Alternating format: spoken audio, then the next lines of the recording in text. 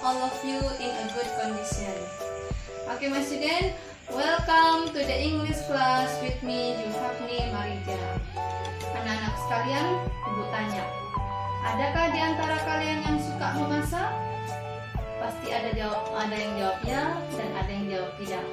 Kalau misalnya bagi anak-anak yang jawab tidak, kalau dikasih resep makanan atau resep minuman atau resep masakan, sedikit banyaknya pasti ada yang misal karena ada petunjuk di dalam resep tersebut.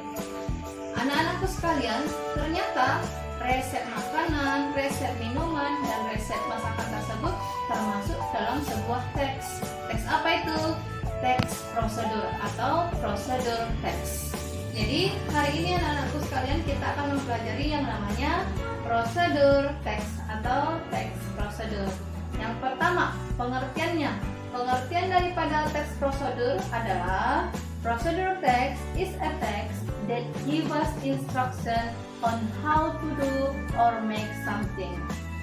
Teks prosedur adalah teks yang memberikan kita perintah, petunjuk, ataupun langkah-langkah dalam melaksanakan atau membuat sesuatu.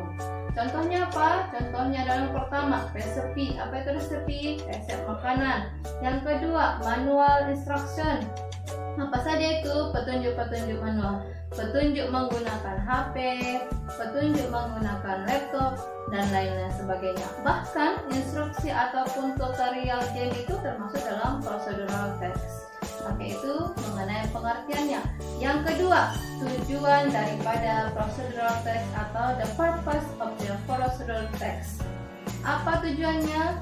The purpose of procedural text is to explain or to tell the readers how to make, how to operate or do something based on the sequence step, yaitu menjelaskan kepada kita bagaimana melakukan sesuatu, mengoperasikan sesuatu, dan bagaimana mengerjakan sesuatu berdasarkan langkah-langkah yang berurutan. Jadi langkah-langkahnya berurutan. Jadi tujuannya adalah untuk melaksanakan sesuatu. Yang ketiga adalah generic structure. Generic structure adalah struktur umum dari sebuah teks prosedur atau procedural text. Oke, coba perhatikan anak-anak ibu sekalian, ada ibu kasih di sini contoh daripada prosedur text. Oke, coba lihat. Tada. Jadi dari teks prosedur ini, mari kita analisa satu persatu apa saja generic structure daripada sebuah teks prosedur. Oke, kita lihat judulnya. Apa judulnya, nak? How to make kolak. Tahu kalian kolak? Kolak is a traditional food of North Sumatra. Kolak itu adalah makanan tradisional dari Sumatera Utara. Oke, jadi judulnya itu termasuklah itu goalnya. Apa itu goal? Goal adalah tujuan. Tujuan daripada sebuah teks prosedur itu ada di dalam judulnya. Oke, itu dia goal. Jadi generic structure yang pertama adalah goal. Yang kedua, material. Material apa itu material? Bahan-bahan dan alat yang digunakan dalam membuat sesuatu. Dari teks kita ini coba kita perhatikan, materialnya ada dua. Yang pertama ada ingredient dan yang kedua ada utensil. Ingredient itu apa? Bahan-bahan yang dibutuhkan. Sedangkan utensil adalah alat-alat yang dibutuhkan. Jadi kalau membuat kolak itu coba perhatikan teksnya. Jadi yang dibutuhkan bahan-bahannya yang pertama adalah sweet potato.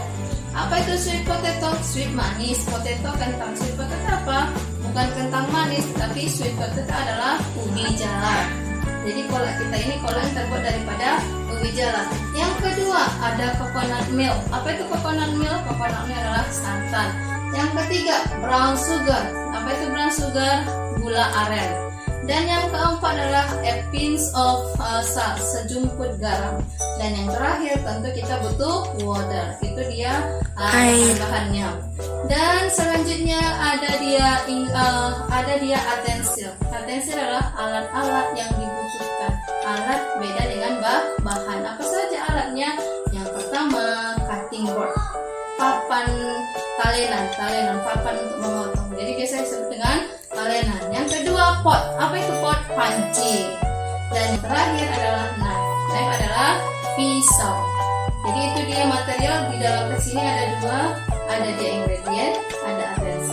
Dan yang ketiga, generic structure daripada sebuah teks prosedur itu ada yang namanya step. Dalam hal ini adalah method. Method itu adalah metode. Metode memasaknya atau langkah-langkah. Step itu berisikan langkah-langkah dalam membuat sesuatu. Oke, perhatikan apa saja langkah-langkahnya.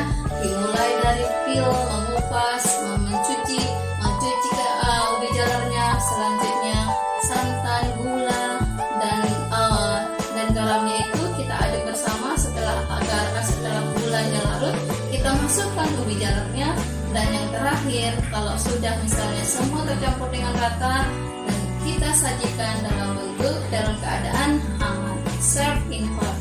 Oke, itu dia generic structure daripada sebuah teks prosedur. Baiklah anak-anakku sekalian, itu dia generic structure-nya. Oke, sekarang Ibu kasih teks. Oke, tada. Coba perhatikan teksnya. Oke, kalau kita bandingkan dengan teks sebelumnya, kira-kira apa perbedaannya? Oke, yang Ibu yakin kalian sudah tahu perbedaannya. Perbedaannya ada di mana? Kalau teks yang sekarang ini tidak memiliki material, yang ada hanya judulnya, kemudian langsung stepnya. Ternyata judul tadi adalah goalnya, sedangkan yang kedua yang di sini adalah step. Apa judulnya nak? Judulnya adalah How to use electric iron. Bagaimana menggunakan setrika listrik. Kemudian dia langsung langkah-langkah. Apakah ini termasuk prosedur teks, Bu? Iya, ini juga termasuk teks prosedur. Kenapa? Karena material itu, bahan-bahan itu adalah optional. Boleh ada, boleh tidak. Oke, tetapi kalau dalam sebuah resep makanan, bahan-bahan itu tentu sangat dibutuhkan. Tetapi kalau hal seperti ini, petunjuk menggunakan sesuatu, petunjuk menggunakan mesin, kita tidak membutuhkan bahan-bahan.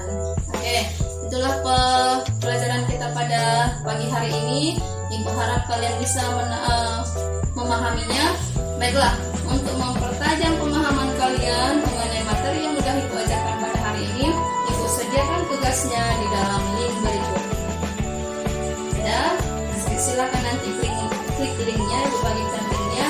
Maka di dalam itu ada pertanyaan yang berkaitan dengan materi kita hari ini. Baiklah anak-anak Ibu sekalian, demikianlah pembelajaran kita pada pagi hari ini. Ibu harapkan kalian tetap semangat meskipun belajarnya dari rumah. Wabillahi taufiq wal hidayah. Assalamualaikum warahmatullahi wabarakatuh.